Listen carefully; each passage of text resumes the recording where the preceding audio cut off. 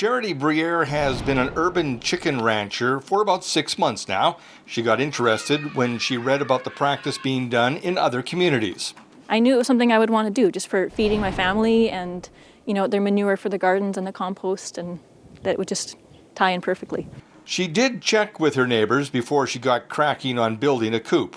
They were like, chickens in the city, and when I explained it, they're like, okay, but they know that I do the gardening and they're used to seeing me out here, and they weren't really that surprised I'd be doing it, and they were curious. They said, oh, I'd love to see the eggs, which is, kind of funny because they're just eggs. With only 4 hens, the smell factor is minimal, and while I was there really wasn't much noise from these well-behaved ladies. Sometimes when they're laying an egg, you'll hear a little bit of a louder clucking, and when I give them a warm breakfast on cold mornings, they're spoiled. They hear me coming and they start crooning, but other than that, they're really quiet.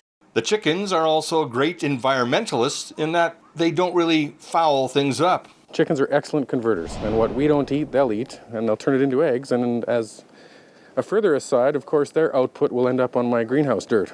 After 1 full year, city officials agreed to allow the pilot project to continue for another year before creating a bylaw. Good news for the chicken owners. A year should have been long enough to decide if we were going to proceed or not to proceed, but by the same token, I realized that there's still some undecided members on the council. The impression I got was very encouraging, that they recognize that it's working and that it's not nearly a big a deal as people were maybe making it out to be last year when it was started off. Sounds like a winner chicken dinner. For Go Central, I'm Jim Claggett.